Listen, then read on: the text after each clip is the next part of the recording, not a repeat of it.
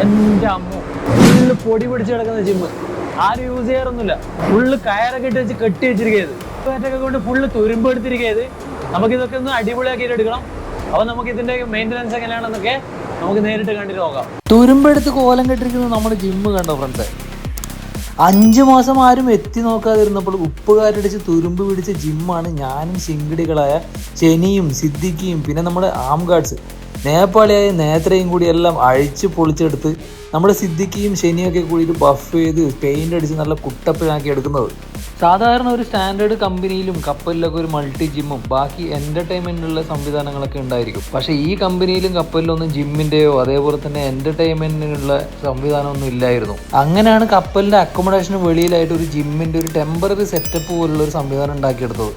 പണിയൊക്കെ കഴിഞ്ഞ ശേഷം വളരെ കുറച്ച് ആൾക്കാർ മാത്രമേ ഈ കപ്പലിൽ ജിം ചെയ്യാനായിട്ട് പുറത്തേക്ക് ഇറങ്ങാറുള്ളൂ.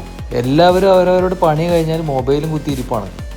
ഡംബിൾസൊക്കെ റബ്ബർ കോട്ടഡ് ആയതുകൊണ്ട് കുഴപ്പമില്ല.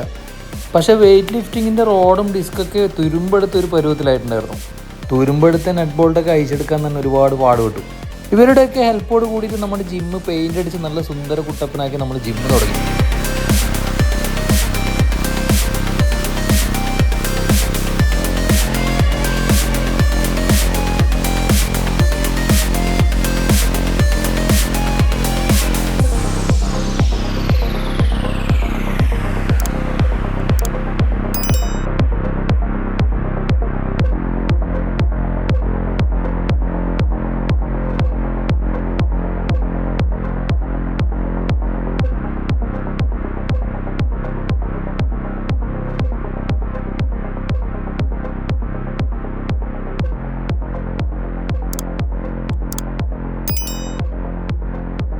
നമ്മുടെ കടലിൽ മാത്രമല്ല കേട്ടോ, ജീവിതത്തിൽ എപ്പോഴും നമ്മളൊരു ഫിസിക്കൽ ഫിറ്റ്നസ് മെയിൻറ്റെയിൻ ചെയ്യണമെന്നാണ് എൻ്റെ ഒരു അഭിപ്രായം. അപ്പോൾ കടലിൽ എപ്പോഴും ഒരു ഫിസിക്കൽ ഫിറ്റ്നസിനും എൻ്റർടൈൻമെൻറ്റിനും മുൻതൂക്കം കൊടുത്തുകൊണ്ട് നമുക്ക് മുന്നേറാം.